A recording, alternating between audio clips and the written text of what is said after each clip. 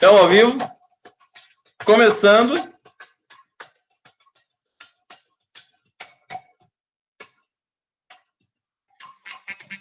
Estou me concentrando aqui, entendeu? Para que essa live do Conde realmente aconteça. Eu tô, coloquei um som africano para ver se ajuda. Eu gosto muito, a percussão bonita, bacana. Eu tô ao vivo nos dois, no Facebook e também no YouTube. Consegui fazer duas transmissões aqui. Se o Facebook cair, meus queridos, venham para o YouTube, tá? Eu tô ao vivo no YouTube também. O pessoal do Facebook está chegando, dando coraçãozinho e tudo mais. Vamos, se vocês quiserem ver no Face, beleza? Mas eu acho que vai cair a transmissão do Face. Se cair, eu tô até colocando junto para fazer um teste. Venham para o YouTube, o meu canal do YouTube. Eu vou botar o link agora para vocês. Aqui, vamos achar aqui, só um minutinho. Tudo bem? Tava com saudade de vocês, né? Fala sério, né? Não é mole isso. Essa coisa de dar um sentimento muito estranho. Vou pegar o link do YouTube. Agora, vou colocar live do Conde ao vivo no YouTube. Fiquem aí comigo. YouTube. Tá, aqui, beleza. Vai. Prévia, não foi prévia? Deixa eu ver se eu consigo desbugizar. Tudo bem com vocês? Fala para mim. Tá tudo bem aí? Estão curtindo? Ficaram tranquilos aí, em paz? Nas pazes?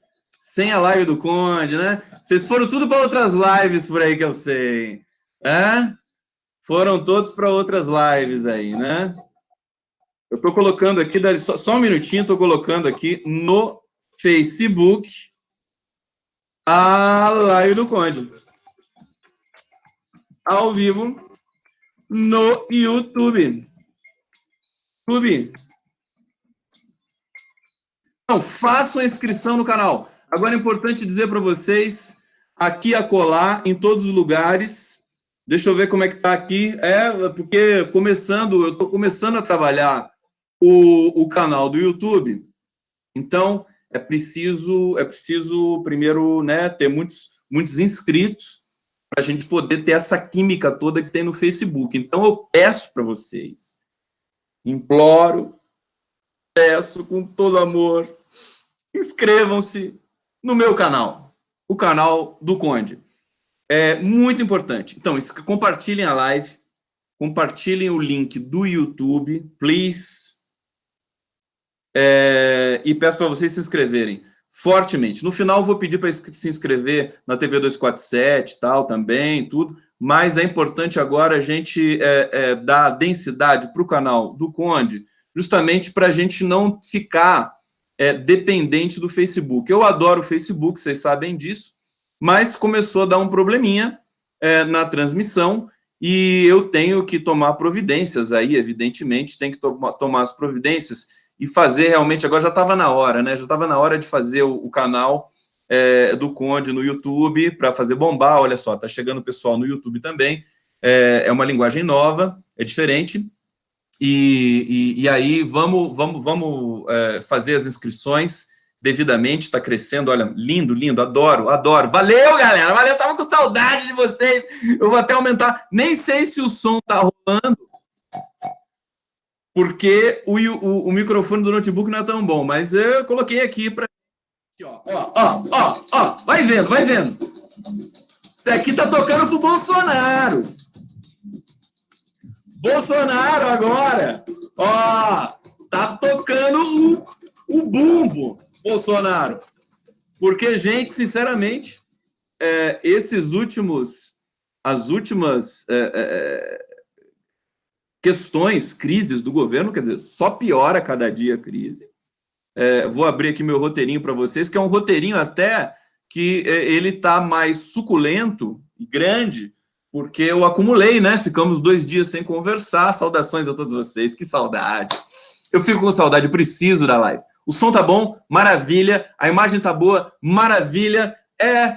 Fé em Deus, vamos lá fazer a live do Conde. E é o seguinte, tema hoje, né, para vocês, essa crise, né? Essa questão do Bolsonaro com o Sérgio Moro. Sinceramente, eu acho que assim, é muita crise num governo que mal começou. Muita crise num governo que mal começou. É uma coisa impressionante. Valeu, galera. Todo mundo curtindo aqui, tá ótimo. Valeu. Dá o like, se inscreve. Dá o like também no YouTube, hein? Se inscreve. Eu vou ficar meio marqueteiro hoje com vocês aí, porque a gente tem que acelerar o processo de consolidação do canal do Conde no YouTube. Então, essa situação, primeiro quero falar, primeiro de tudo, da situação do Moro com o Bolsonaro. Acho que é o grande tema desse momento, né? O que dá mais tensões, simplesmente porque, aliás, antes de começar, antes de entrar nesse tema, quero só fazer uma saudação aqui muito respeitosa ao Marcelo Iuca, baterista do Rapa, morreu, né? Ele tinha, há 18 anos atrás, ele tinha, enfim, tomado um tiro, ficou paraplégico, numa questão de violência do Rio de Janeiro, evidentemente. Ele era uma bandeira para todos os pacifistas, grande compositor, grande músico, grande cabeça, e a gente realmente fica muito sentido com a despedida do Marcelo Iuca. Quero fazer menção aqui, com uma saudação muito respeitosa. Bom, vamos para a política. Então, toda a situação em torno do Flávio Bolsonaro e do Queiroz, a questão do COAF, a questão desse vazamento super estranho, quem comanda o COAF hoje é o Sérgio Moro. Então, não há de se ter dúvidas de que, no mínimo, o Bolsonaro, se é que ele tem enfim, prerrogativa pessoal de que ele está no comando do país e do ministério, que a gente sabe que não é muito verdade, mas para todos os efeitos, o Sérgio Moro é subordinado ao Bolsonaro. E diante de um vazamento desse tamanho, nesse momento, no começo de um governo que não pega no tranco de jeito nenhum, é de se pensar que, no mínimo, o Bolsonaro ou algum general, né, do governo que mande alguma coisa, chegue no Sérgio Moro, pelo menos dê uma ligação, fala assim, escuta, você está sabendo alguma coisa que aconteceu? Como é que o Jornal Nacional ficou sabendo dos 98 depósitos feitos na conta do Flávio Bolsonaro, que é aquela coisa que você mesmo publicou no livro, né, Moro, esses tempos atrás aí, né? Depósitos fracionados, né? Depósitos fracionados são fraude. Isso é lavagem de dinheiro, né? Então, a situação cheira tudo muito mal. Evidentemente, quando eu digo que o Moro pode ser o responsável por esse vazamento, eu não estou falando assim, puxa, o Moro é muito bom, ele é muito honesto, e ele vai dar um jeito nesse governo Bolsonaro. É claro que não. Evidentemente que não. É briga na lama, né? É briga de máfia, briga de gente suja, né? Tem Globo no meio disso também, não vamos esquecer. Então, veja, não é pouca coisa. Isso que aconteceu nesse momento do vazamento, a matéria do Jornal Nacional teve 5 minutos, fustigaram o Flávio Bolsonaro. É uma situação muito delicada. Flávio Bolsonaro é o primogênito do Bolsonaro, evidentemente, e há uma certa crise. Eu até tinha cunhado uma expressão do tipo república do primogênito, né? Porque desde o começo desse governo, com a questão do Queiroz, o Flávio Bolsonaro tem sido um vetor de crise, né, para o governo. Vamos analisar um pouquinho, até descontraidamente, o que pode estar acontecendo para o Flávio Bolsonaro, por exemplo, ter acionado o STF, né? Em primeiro lugar, eu acho que ele acionou o STF foi uma coisa um pouco infantil, porque foi um equívoco do tamanho de uma montanha, né? Ele levou a crise, isso foi comentário generalizado por todas as mídias, em todos os lugares, que eu pude cobrir, inclusive fazendo as matérias pro Brasil 247.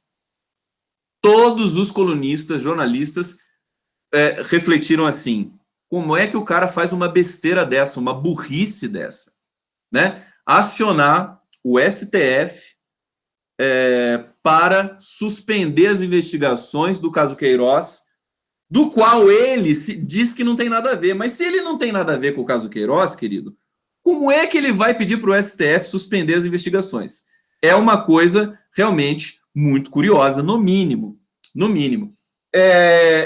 Parece que foi uma atitude infantil do Flávio Bolsonaro. Ninguém estava dando bola para ele. Ele falou assim: ah, é? Ninguém vai dar bola para mim? Então eu vou lá e vou acionar o STF. Foi unânime.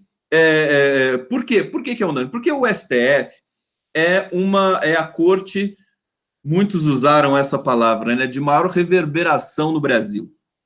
E é a corte mais importante do país.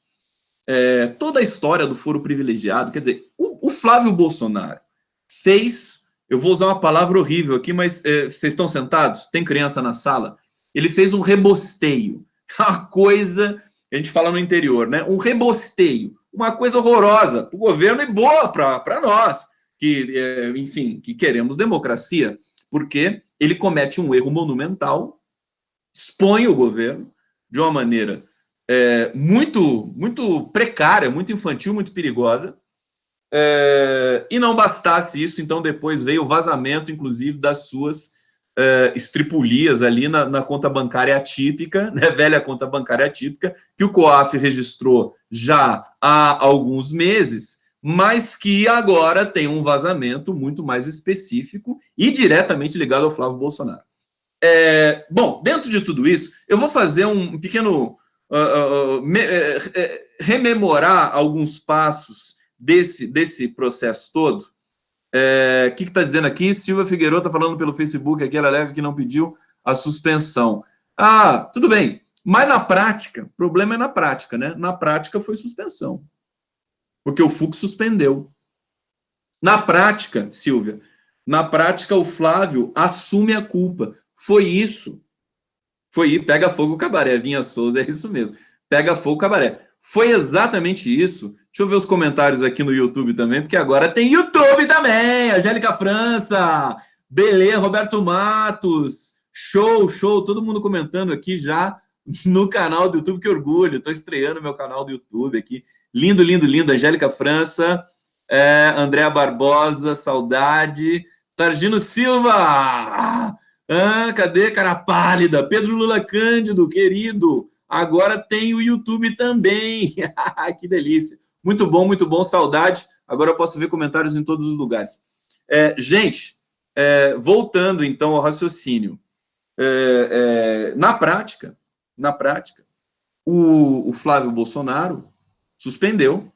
E o mais terrível de tudo isso, então a gente precisa lembrar de alguns processos, vamos lembrar de algumas coisas, afinal de contas, estamos no fim de semana, dá para fazer uma retrospectiva básica, né? O Fux, quer dizer, que vergonha também, quer dizer, é o rebosteio generalizado da República, né? O Fux tem um dado interessantíssimo ali. Ele, quando chegou esse pedido do Flávio Bolsonaro para ele na hora ele pegou e suspendeu as investigações, né? Na prática, é isso, né? Tirou da instância do Rio de Janeiro. No mesmo dia, chegou para o Fux um pedido do PCdoB para suspender a liberação das armas, o decreto. Porque o decreto, gente, aquele decreto lá de liberação das armas no Brasil inteiro, ele, como eu disse na live, já anteontem, né?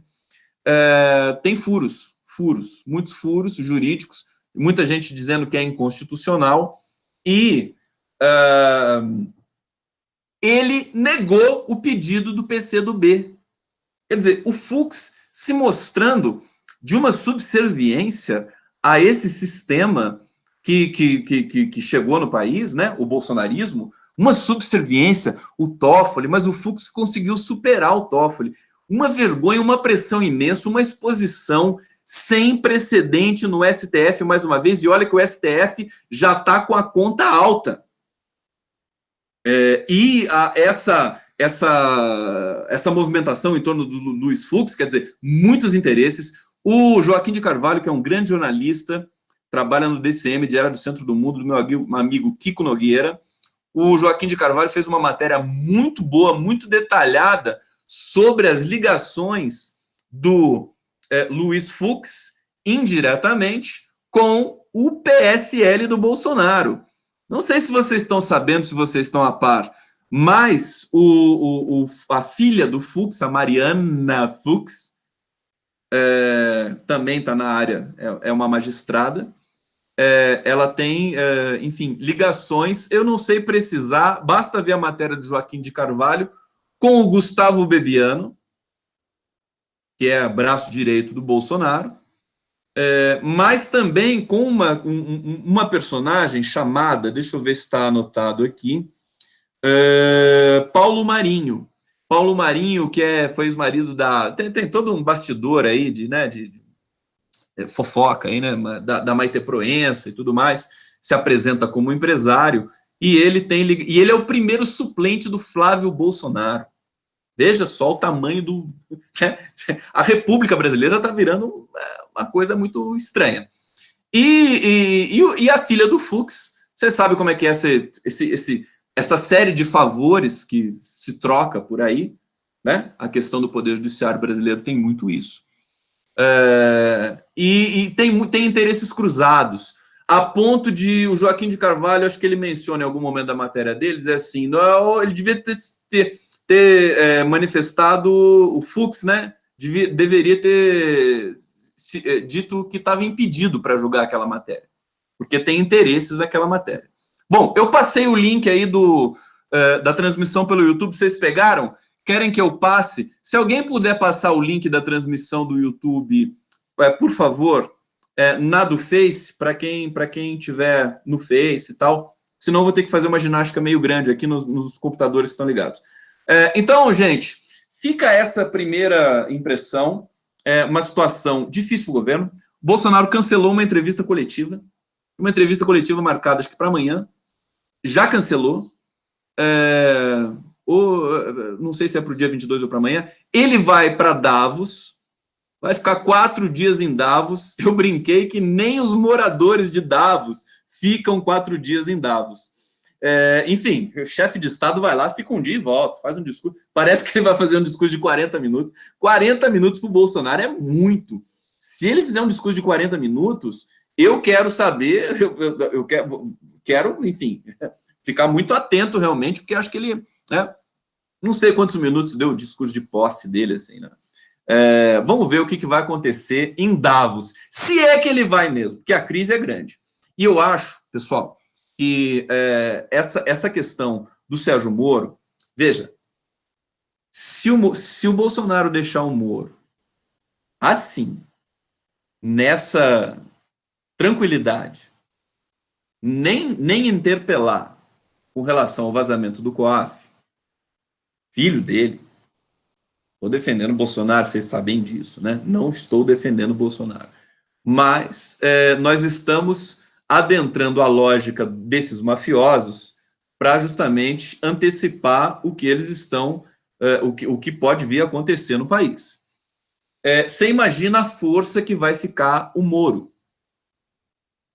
Vocês se lembram que no começo, logo depois que as eleições acabaram, participei de alguns hangouts com o meu amigo Leonardo Atush, e a gente comentou muito que papel que o Moro iria exercer no governo Bolsonaro. E uma percepção que foi muito forte é que o Moro seria uma espécie de barganha no Congresso, né? Todos os congressistas ali para votar matérias, Todos os congressistas, quase todos, podem ter problemas com a justiça, questão de Caixa 2, né? Muita gente, antes do governo Bolsonaro começar, correu até o Rodrigo Maia, muita gente do PT, correu até o Rodrigo Maia para pedir para ele antecipar uma votação no apagar das luzes para que se descriminalizasse o Caixa 2. Estavam com medo do Moro. Veja, nesse contexto, também quero falar do Rodrigo Maia depois para vocês também, porque ele está no meio desse samba maluco aí que o bolsonarismo está sambando nesse momento. Alberto de Souza Santos aqui dizendo que o Moro vai desmoronar. Eu tendo a achar que o Moro corre riscos. Ele está correndo riscos. Muita gente acha que o Moro é o cara ideal, né? É o cara dos sonhos para a Rede Globo, para a elite brasileira. Ele é o tucano. O Moro é um tucano. Todo mundo sabe disso, né? O Bolsonaro não soube muito bem aonde ele se meteu em chamar o Sérgio Moro para o governo. Muita gente, logo que ele chamou, já alertou a seguinte coisa. Ele chamou um ministro, acho que o Melo Franco disse isso, Kennedy Alencar disse isso, chamou um ministro indemissível. Sérgio Moro, indemissível. Por quê? Porque ele tem esse imaginário, essa fantasia do brasileiro que acha que ele é o cara que combate a corrupção. Ainda acha. Inclusive, tem uma pesquisa recente, vocês viram? Pesquisa recente, que diz que o Moro é mais popular que o Bolsonaro. Então, olha aonde nós estamos chegando. O governo nem começou, não começou o ano legislativo ainda. Na prática, para falar a verdade, né, o governo não começou. Está no bastidor ainda, está articulando. Ainda tem eleição para a presidência da Câmara. Ninguém sabe se o Rodrigo Maia vai realmente ganhar essa eleição. Está todo mundo dando de barato que sim, mas não sei. Eu acho que ele queimou a largada. Mas, ao mesmo tempo, eu também tenho que dizer que não o campo progressista, mas todo o Congresso está muito inerte com relação ao Rodrigo Maia. Se eles conseguissem, eu venho dizendo isso há vários dias, se eles conseguem apontar um nome que fosse, mais ou menos, o nome, aliás, tem que ser um nome mais ou menos. O Rodrigo Maia é mais ou menos. Para ser presidente de uma das casas, o cara tem que ser mais ou menos. Ele não pode ser mais e nem menos. Ele tem que ser mais ou menos. Vocês entendem? Politicamente falando, ideologicamente falando. O cara, por quê? Ele tem que conversar com todo mundo. Né? Então, se o Congresso, o Baixo Clero, o Centrão, junto com um pedaço do próprio PCdoB, do PDT, do PT, por que não, a maior bancada da Câmara, se eles conseguissem conversar no meio dessa tempestade que ronda o Brasil o tempo todo, porque as pessoas estão assim, as pessoas não conversam umas com as outras. O bolsonarismo, ele impede, ele bloqueia o diálogo. É uma coisa infernal, né? E para você ter uma ideia, para o Rodrigo Maia chegar ao ponto de abrir mão do apoio do PT, que tem 56 deputados, é uma coisa impressionante. Ele rejeitou, de bate-pronto, não quis nem conversar. Então, vocês percebem que é uma situação atípica, né? O Brasil está que nem a conta do Queiroz, né? É atípico, é uma coisa atípica. Então, veja, se alguém pudesse conversar, né? Conversar, porque política é conversar, gente. Aliás, quero falar de um artigo do Emir Sader também na sequência aqui, porque é exatamente sobre isso também, né? A conversa, a questão do diálogo político que está estancado com a prisão política do Lula, né? Porque o Lula conversava com todo mundo, ele fazia todo mundo conversar, ele dava o exemplo. Ao contrário do bolsonarismo, que não conversa com ninguém. Se esconde de todo mundo, se recusa da entrevista, se recusa da explicação, e a tensão vai aumentando antes mesmo do governo efetivamente começar. Mas só para finalizar o raciocínio, que, aliás, eu nem sei se eu lembro mais qual que era o raciocínio, mas o raciocínio, gente... Ai, quanto coraçãozinho estão mandando para mim, muito obrigado aqui no Facebook.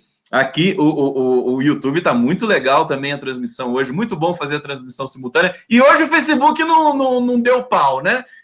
Ficou com ciúme do YouTube o Facebook. E ainda bem, porque daí tem gente que está acostumada com o Face. Aí, vocês queridos que estão acostumados com o Facebook, se inscrevam no meu canal no YouTube, please. Por favor, canal do Conde no YouTube. É só entrar, o link está na minha página.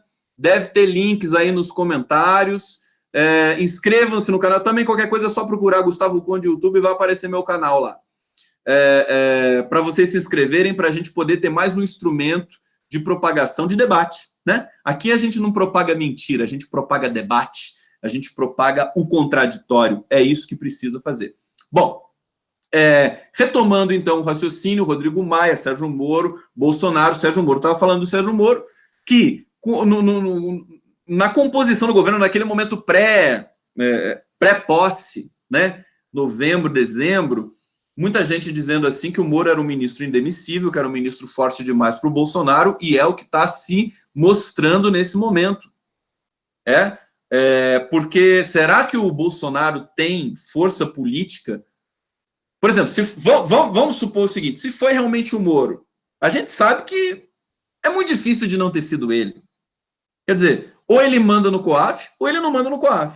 Manda ou não manda? Quem vazou? E outra coisa, o Moro é um vazador contumaz. Ele vaza. Ele está nesse ministério porque vazou a conversa da Dilma Rousseff com o ex-presidente Lula. Vazou uma conversa que estava resguardada constitucionalmente pelo mais alto sigilo, top secret, não pode. Divulgou isso de maneira absolutamente legal depois que ele já tinha encaminhado para o STF as degravações. Depois disso, ele ainda quer dizer, ele cometeu crime. E foi muito pouco interpelado por isso. Deveria ter sido muito mais, evidentemente, até uma questão de uma queixa-crime muito mais bem ajambrada, e não aquela interpelação que veio primeiro, acho que do Teori Zavascki, e que depois ficou por isso mesmo. O STF é aquela espelunca que vocês conhecem, e a coisa ficou por isso mesmo. Bom, Moro forte, se ele não for, se ninguém der um corretivo no Sérgio Moro agora, ele vai ficar impossível. Impossível.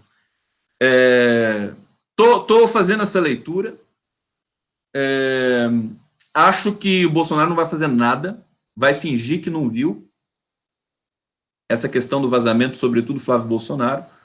Os filhos do Bolsonaro estão começando a criar uma crise um pouco maior nos bastidores do Planalto. Os militares não gostam da proximidade, da influência, os primeiros damos, né? O primogênito, né? Como é que chamaram isso? Os filhos presidenciais, enfim, deve ter um nome aí, né? Porque são três personagens que acabam assumindo papéis muito importantes, informais no governo. O Eduardo Bolsonaro, chanceler, informal, o cara que vai conversar com o Steve Bannon e que fala sobre política internacional. O Carlos Bolsonaro, o cara oficial das mídias digitais, quer dizer, o mais poderoso, sem dúvida nenhuma, do ponto de vista da política de comunicação do governo, mesmo se o governo nomear um profissional para o SECOM, já nomeou um militar para o SECOM e tudo mais.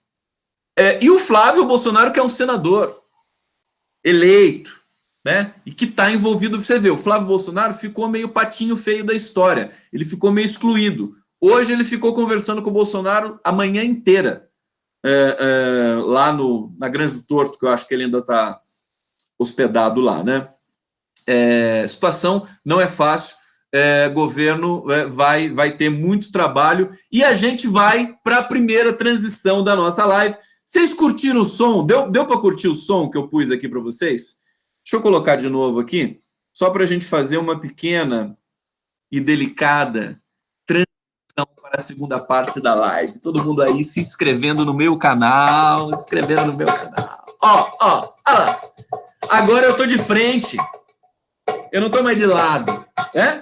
Podia ficar de lado. Agora eu tô de frente para vocês. Estão curtindo? Estão curtindo a live do Conde?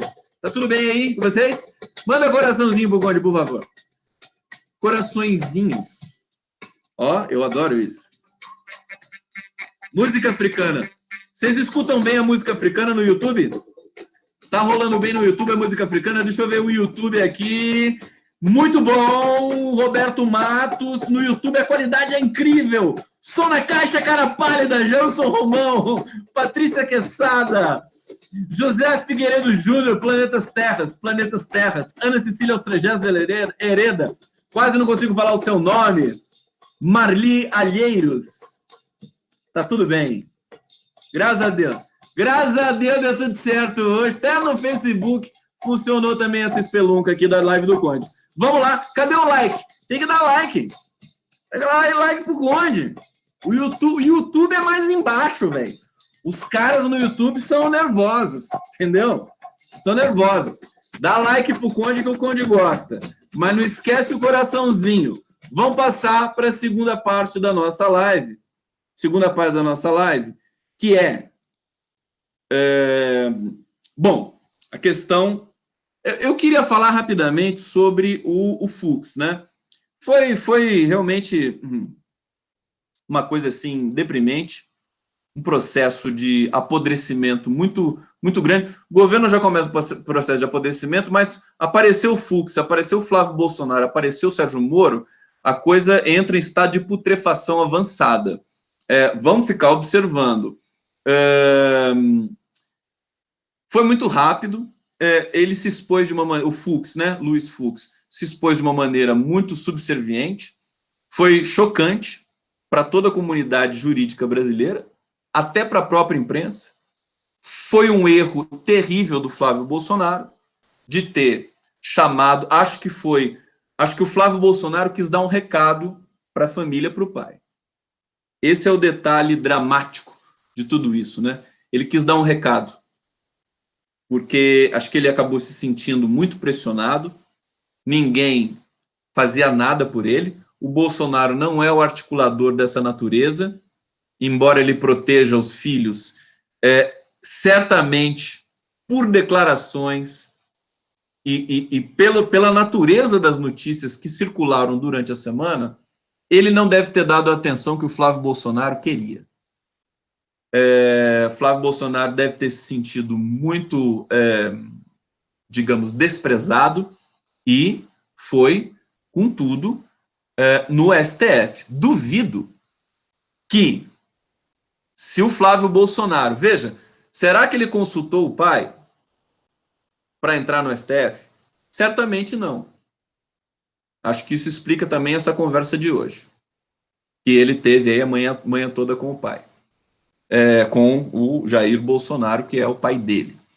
Então, são ingredientes que a gente também já apontava de melodrama, né? É uma coisa operística, né? O Brasil está um melodrama, é familiar, tem filhos, tem disputa entre filhos, tem disputa política entre partidos, tem disputa política entre bancadas, entre nomes. Eles são neófitos na arte de governar, não sabem o que é governar. O Brasil não é mais aquele Brasil avacalhado da ditadura militar, que esses generais devem saber como é que era, né? O Brasil é um país que, depois da passagem de um governo democrático do PT, se tornou um país muito maior, de uma governança muito mais complexa, e eles estão tendo imensa dificuldade de desmontar toda a governança que foi construída pelo PT ao longo de 13 anos. Nem o Temer conseguiu destruir. Vocês se lembram quantas vezes o Temer teve que voltar atrás? Muitas, muitas vezes. Então, e é a mesma coisa que está acontecendo agora com ele também. Ele achava que governar era uma brincadeira, mas ele está vendo que existem muitas coisas, muitos conflitos, muitas questões técnicas que eles têm de administrar. Bom, eu vou avançar. Então, assim, o resumo da ópera é que o Flávio Bolsonaro foi um trapalhão, ainda bem para nós, do campo democrático, que ele foi um trapalhão. O Fux foi uma vergonha, mais uma vez, para o STF, uma vergonha total. Conseguiu superar o Toffoli em grande medida, na vergonha, no vexame que é a Suprema Corte brasileira, em função da fragilidade, quer dizer, da subserviência, né? Chegou lá eles são carimbadores, né? Chegou algum pedido do governo, carimba na hora. E chegou algum pedido da oposição? Ninguém. PCdoB? Não. Liberação de armas? É muito cedo para falar da constitucionalidade da liberação de armas. Eles têm, o Toffoli também falou isso, né?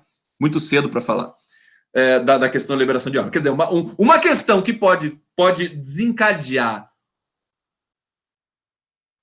um morticínio, quer dizer, um volume de mortes jamais vistos num país que já é a capital mundial do assassinato, como colocou o New York Times, o jornal do New York Times, não tem urgência para falar da constitucionalidade do decreto da liberação de armas pelo território nacional inteiro. Veja, o STF, mais uma vez, a gente repete aqui, né? Sem democracia, nenhuma corte pode exercer um papel soberano de produzir algum tipo de justiça.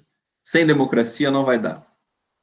Aí vocês podem perguntar, mas a gente acabou de ter uma eleição e não tem democracia? Queridos, a vida, como diria o Guimarães Rosa, é perigosa.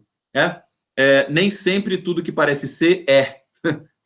Nós temos um processo de golpe, e veio de Temer e PSDB, tirar uma presidente legítima eleita. Veja, tirar uma presidente, assim, do jeito que foi com a Dilma Rousseff, é a coisa mais fácil do mundo agora. Se o Congresso Nacional, né, coisa mais fácil do mundo, e a opinião pública, é bom tomar cuidado, é bom o bolsonarismo colocar as barbas que eles não têm de molho, porque a opinião pública é uma coisa, assim, contagiante. Né? Quando a imprensa começa a encher o saco, começa a ficar lá em Brasília e trazendo pesquisa, o Datafolha faz pesquisa, não sei o quê, a população não quer, a população rejeita Bolsonaro. O que vocês acham que o Congresso vai fazer? Vocês acham que vai proteger, que nem proteger o Temer? Não, porque o Temer conversava, o Temer tinha jeitinho, né? Ele transitava ali, e o Temer, vamos lembrar que ele era uma pinguela. E como uma pinguela, muita gente quis preservar realmente a sua função para que o país não voltasse tão rapidamente às mãos da esquerda democrática, que é a tendência natural de um país democrático como o Brasil. Por falar em popularidade, passou meio batido, e eu quero trazer hoje, eu ia falar disso nas lives que tiveram problemas técnicos para vocês, né? A pesquisa do XP e PESP, que deu o Bolsonaro com 40% de aprovação. Vocês viram isso, gente? Deixa eu ver como é que está a transmissão aqui no YouTube, para eu falar. Maria Arlheiros, não queremos saber de armas, é muita merda em menos de 20 dias. Marta Pinheiro Alves, boa noite. Maria Helena Fortes. O YouTube bombando, super legal, obrigado, curtam, deem o like e se inscrevam no canal. Deixa eu ver como é que estão as inscrições do canal aqui. Inscrevam-se no canal também, que é importante, tá? E propaguem e compartilhem a live. Eu não quero ser chato, ficar o tempo todo falando disso, mas enfim, faz parte. É só para a gente estabelecer aí a nova linguagem, o novo momento da live do Conde. Dito isso, dá um beijo aqui para o Facebook, Creuza Modesto Dias Costa, Ana Lúcia Andrade, Cléo Lima. E vamos comentar essa questão da pesquisa que eu acho muito importante. A pesquisa XP e PESP, a pesquisa é diferente, não tem todo aquele controle metodológico que o Datafolha, o Ibope e o Vox Populi impõem, tá? Uma pesquisa por telefone, mas, de qualquer maneira, ela traz uma queda, um começo de popularidade fraca do Bolsonaro. 40% é muito pouco. Então, 40% aprova, nessa pesquisa IPESP de 2 dias atrás. E 20% desaprovam. O resto é mais ou menos. É o pessoal do regular, né? Mas veja, 40% de ótimo e bom é muito pouco. Nós não fazemos comparações com pesquisas de institutos diferentes, mas nós podemos, pelo menos, fazer uma leve ponderação a respeito disso. Dá licença, eu vou tomar um pouquinho de água. Então, no Datafolha, pesquisa divulgada no dia 2 de janeiro deu o Bolsonaro com 65%, e não de ótimo e bom, é de otimismo da população com relação ao governo, o que basicamente é a mesma coisa, né? Para quem, por exemplo, lida com semiótica, a expectativa de como o governo vai ser bom e tudo mais, de o futuro vai ser melhor, voltado diretamente para o novo governo, é quase a mesma coisa de se você aprova ou não esse governo, se você aprova ou não esse governante. Então, ela deu 65%, que já era baixo. Em geral, governante em início de mandato, Lula e Dilma, por exemplo, sempre tiveram mais de 70%. Em início de mandato, ele tem um voto de confiança muito grande da população brasileira. Até porque essa pesquisa do Datafolha foi divulgada no dia 2, mas ela foi feita no dia 20 de dezembro.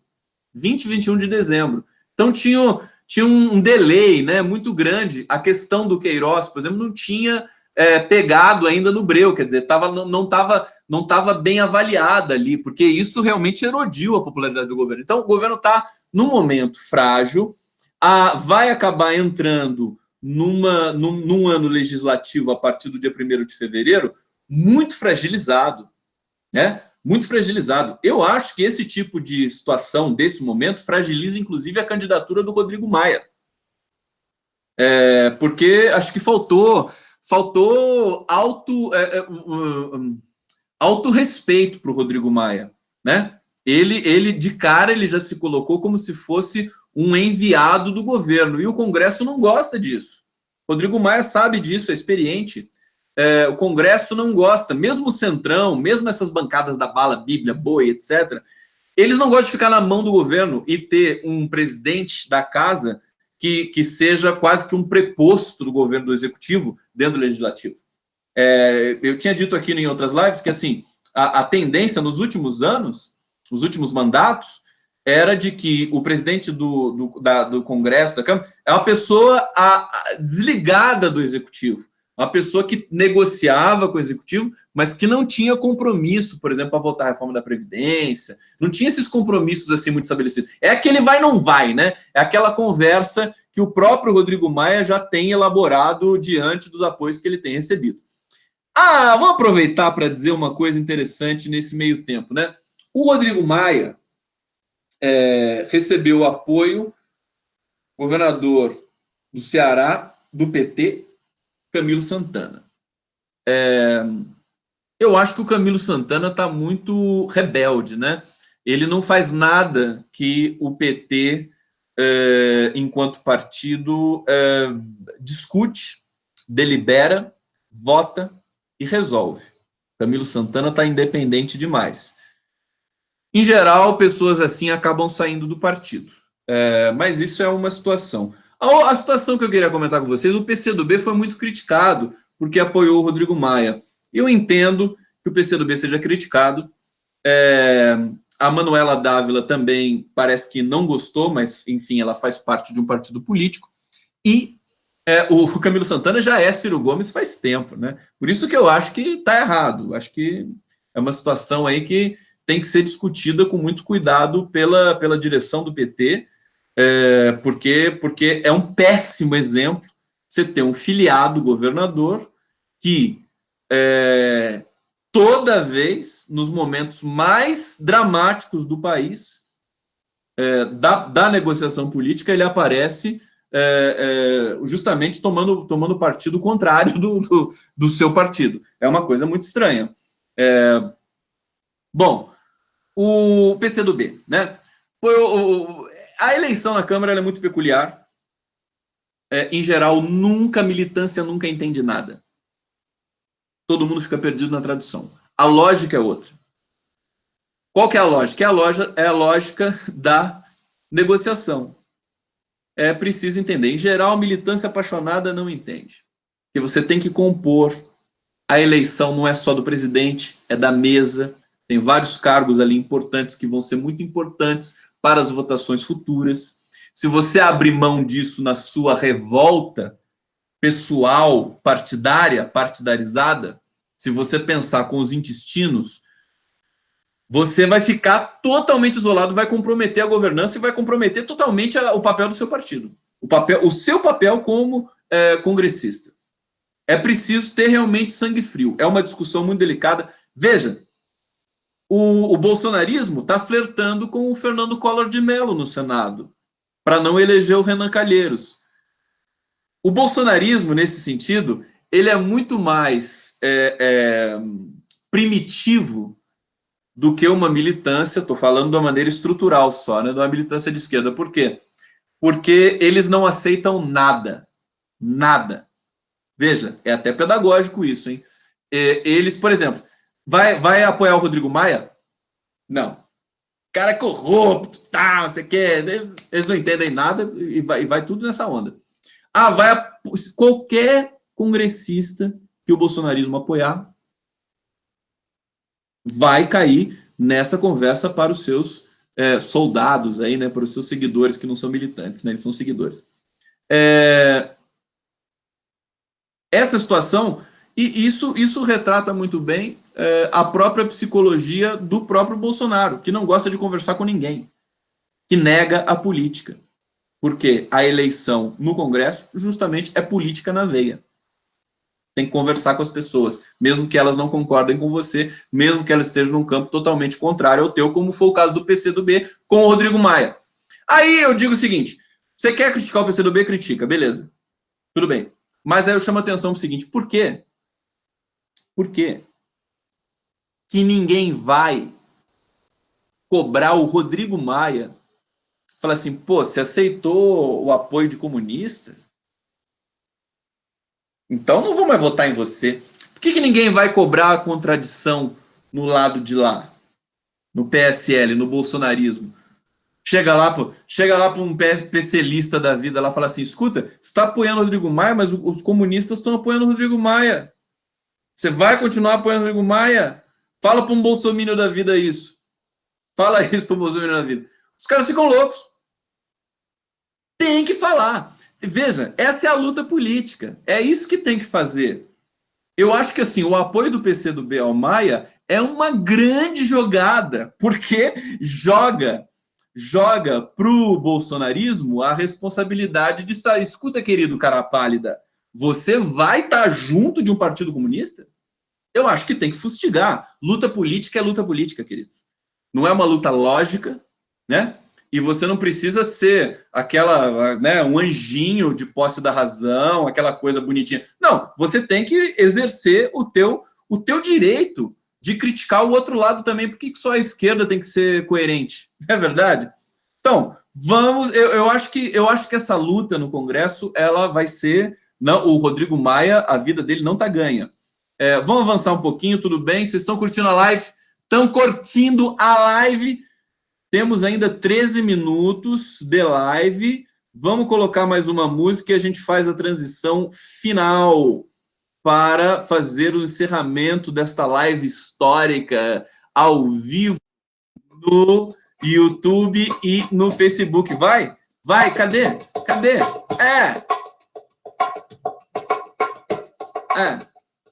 É um bongô isso. É bonitinho, né?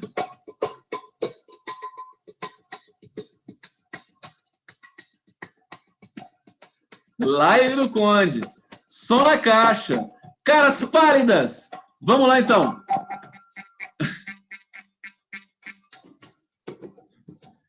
Eu tinha anotado um monte de coisa para vocês e vou falar rapidamente aqui porque a gente faz uma retrospectiva daquilo que aconteceu nesses últimos dias. Não pudemos conversar, fiquei com saudade de vocês, né?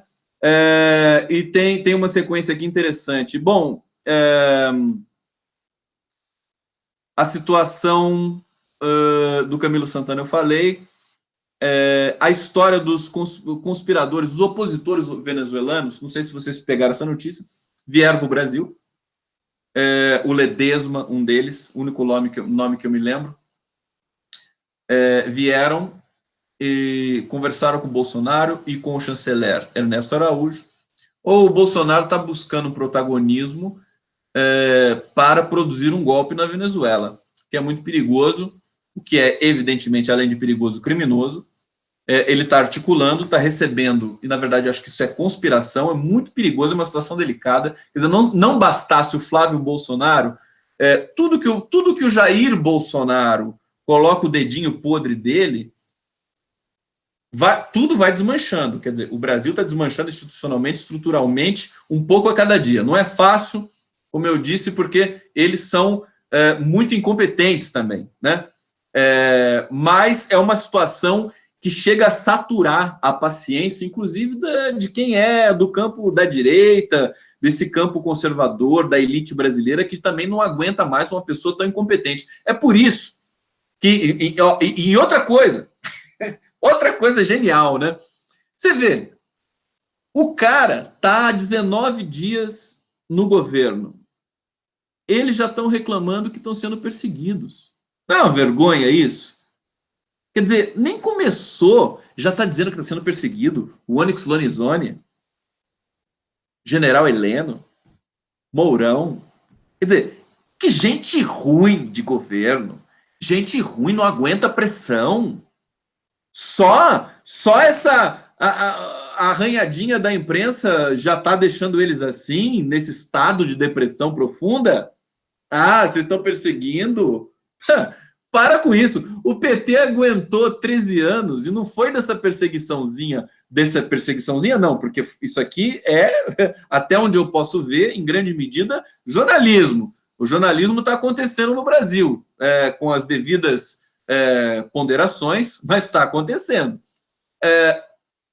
PT aguentou 13 anos. Nunca reclamou. Claro que a militância e nós mesmos, jornalistas, enfim, articulistas, reclamávamos da perseguição ao PT, a ideia fixa, né? Que inclusive também está dentro do bolsonarismo agora, porque eles continuam falando do PT, né? Continuam reclamando do PT, continuam tuitando, né, sobre o PT. A briga está interessantíssima. Na verdade, a briga interna deles, né? A crise, esse derretimento do bolsonarismo interno. Porque nós estamos vendo, e hoje foi um dia muito forte nesse sentido, porque a divulgação dos 98, 96 depósitos fracionados na conta do Flávio Bolsonaro repercutiu demais e os bolsonaristas da rede social começaram a surtar e começaram a se manifestarem. Estão se manifestando bastante. E parece que na página do Flávio Bolsonaro, há um tempo atrás, já faz o tempo, ele tinha mais de 5 mil comentários perguntando para ele, escuta, por que você não explica esse negócio, cara? Explica aí pra gente qual é que é. E ele tá desaparecido, não fala nada, não tuitou nada. Até onde eu sei até agora, até começar essa live aqui. Então, situação está entortando cedo demais para o governo. Veja, pode parecer que eu estou comemorando isso, mas a verdade é o seguinte, a gente comemora quando a verdade vem à tona. Nós temos de comemorar quando a gente tem uma situação que vai se demonstrando aquilo que ela sempre foi e as pessoas não percebiam. Os eleitores do Bolsonaro, por exemplo, estão se dando conta de que não tinha nada daquela história. Aquela história de caçar corrupto, aquela é a mesma história que o Fernando Collor de Mello engrupiu a população brasileira em 89, se repetiu agora com o Bolsonaro. Parece que é uma tara, né, coletiva da população brasileira, a cada 20 anos, vamos dizer assim, enfim, cair numa conversa fiada, cair num golpe do vigário, enfim, só para dar uma remexida no sistema político. É curioso, eles estão num processo de muita tensão, derretendo, com muita reclamação nas redes, e isso, enfim, atinge, eu tenho dito isso aqui, atinge o tripé da comunicação desse governo, que são as redes sociais.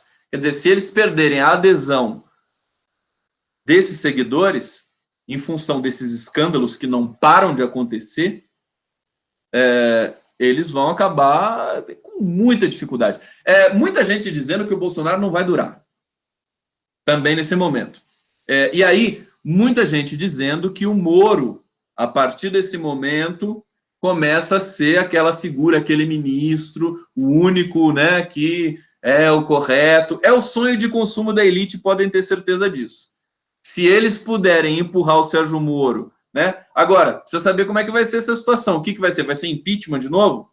impeachment, aí vai assumir o Mourão? É isso que vai acontecer? 4 anos passam rápido também, né? Vamos ficar atento a tudo isso. Eu quero só dizer mais umas coisas aqui. Então, governo se assanhando por Fernando Collor no Senado. Os bolsonaristas também vão ficar loucos com isso. Só que o governo não tem escolha. Ele tem que articular com algum candidato. Ele não pode ficar apartado de uma eleição no Congresso. Contradição. Eles negam a política e agora eles estão colhendo aquilo que eles plantaram do ódio à política, né? Eles plantaram esse ódio à política que agora também está nos seus apoiadores, também está nos seguidores que dão algum tipo de legitimidade ao governo. Como eu disse antes, essa popularidade está caindo e, a partir do momento em que o Congresso entender que o Bolsonaro não tem mais adesão da população brasileira, eles vão para cima do Bolsonaro. Fácil, né? Facilmente. Bom, um assunto que foi muito interessante, posso fazer a digressão aqui, agora não é nem digressão, agora é a topicalização, né? Estou fazendo uma topicalização hoje, né? A Gisele Bündchen foi ótima, né? Respondeu para a ministra da Agricultura que os maus são os que desmatam. A Gisele Bündchen, ela tem uma ligação com as entidades internacionais de defesa do meio ambiente, é a brasileira mais conhecida do mundo, para além das paixões que alguém possa ter, não sei quais eram as paixões políticas da Gisele Bündchen, mas ela, comparado com o governo Bolsonaro, acho que é muito difícil alguém ter algum tipo de defeito, né? As pessoas ficam todas virtuosas perto do governo Bolsonaro, que é a lama profunda e pútrida. Então, a Gisele Bündchen deu uma resposta muito contundente, e isso é uma coisa que parece que vai acontecer cada vez mais. O governo vai emitir notas agressivas, insultuosas para brasileiros que não têm rabo preso, enfim, e que têm a sua independência política e ideológica, eles vão começar a quebrar a cara. A gente está vendo coisas bizarras. Vocês viram que a bancada do PSL resolveu ir para a China. É curiosíssimo isso, né? Eles foram para a China para... Enfim, nem sei direito qual que foi a pauta deles lá. Eu acho que eles foram porque assim, não, vamos gastar, vamos dar um rolê, né? Acho que é isso, né? Aí o Olavo de Carvalho surtou e falou assim, eu não sou guru dessa merda. Foi bonitinho. E parece que o Danilo Gentili também surtou. Só o Roger, aquele músico do Traje a Rigor, que ainda não... Ele ainda está perdido na tradução ainda, né? As pessoas estão sacando, elas estão entendendo que caíram no conto do vigário e bom, no caso do Olavo de Carvalho com a bancada do PSL, é mais uma briga na lama, né? Mais uma briga no lodaçal. Parece que eles, inclusive, vão processar o Olavo de Carvalho porque ele chamou a bancada do PSL de bando de analfabetos. Bom, fica registrado aqui para vocês. Uma coisa acho que é digna de nota, já estamos acabando a live. Gente, eu tenho que falar uma coisa para vocês muito importante hoje. Eu não vou tocar violão hoje, sabe por quê? O violão está aqui, ó. O violão está aqui do lado. O som, a captação do som do violão no notebook, ela é impossível, ela é muito ruim. Então, na medida do possível, assim que eu conseguir um sistema de som e tal, a gente dá um jeito. Eu volto a cantar para vocês, beleza? Tudo bem? Então, eu vou fazer um final, vou fazer com música aqui e tal, vocês curtiram. Depois eu quero ver a transmissão, se ficou boa mesmo, se deu tudo certo. Tudo bem? E aí a gente já vai encaminhando para esse final. Eu queria terminar essa live falando da entrevista do Haddad para o El País. Dá licença que eu vou tomar... Ó, minha canequinha aqui. 247. Então, antes de terminar... Picos de audiência aqui maravilhosos. Muito obrigado pela presença no YouTube, no Facebook, transmissão simultânea. Pedir para vocês, inscreva-se no canal do Conde, deem like, inscreva-se no canal da TV 247 também. A TV 247 tem 280 mil inscritos já, tem muito inscrito. Vem para o Conde um pouquinho, né? Vem para o Conde. E agora eu quero dizer para vocês também que eu estou no Twitter. Durante muito tempo eu não usei Twitter porque é uma linguagem um pouco diferente, mas agora é inevitável. Agora tem que usar essa linguagem. Então procurem o Twitter. No meu Facebook, que é público, eu coloquei os links lá para vocês se inscreverem, para vocês curtirem. Vou usar muito o Twitter. Então, quero que vocês me acompanhem lá, que a gente esteja junto em várias dimensões. Aquelas falhas da transmissão do Facebook me deixou com sangue no zóio, né? Falei, não, agora eu vou pro Twitter, vou pro YouTube, vou todo lugar. Deixa esse Facebook bunda rachada aí de lado um pouco, né? Mas ele tá aqui transmitindo bonitinho e eu adoro o coraçãozinho subindo que não tem na transmissão do YouTube. Bom, a entrevista do Haddad, só para a gente encerrar, no El País, mais uma vez o Haddad muito equilibrado, até demais, né? A militância estranha um pouco. O Haddad, na verdade, o problema que eu acho na comunicação não é uma questão do Haddad, não é ele que tem que rever a maneira de se colocar, mas sabe qual é que é o detalhe? Isso é uma questão, um fenômeno do discurso, que tem as suas questões linguísticas, né?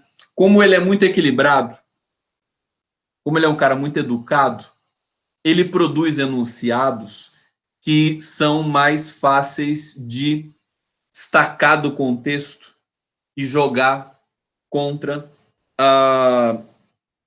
acho que a energia progressista, né? Então, por exemplo, muita gente disse que ele criticou a Gleisi Hoffmann. Ele não criticou a Gleisi Hoffmann dela ter ido na Venezuela visitar o Maduro. Ele simplesmente disse que falou, não posso falar pelo partido, eu tenho a minha posição, acho que na Venezuela não tem democracia, o Haddad disse isso, mas ele deixou claro que a Gleisi Hoffmann estava buscando a paz, que é uma situação difícil na América Latina. Em alguns momentos ali o Haddad acho que deixou entender isso. De qualquer maneira, eu acho que é uma questão para a gente pensar estratégica, né? A comunicação, essa presença do Haddad é muito importante, e eu acho que o Haddad pensa a longuíssimo prazo, né? Longuíssimo prazo. Eu sou um cara que penso a longo prazo, eu penso com a lente da história.